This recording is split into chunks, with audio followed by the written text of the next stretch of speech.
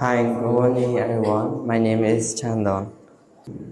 Now I would like to share with you about the story. The story name is The Cookie Woman.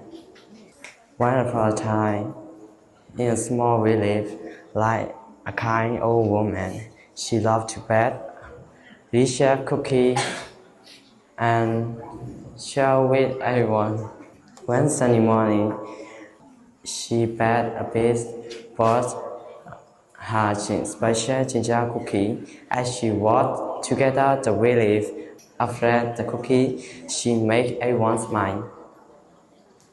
The children jingled the light and the others shared story while enjoying the trip.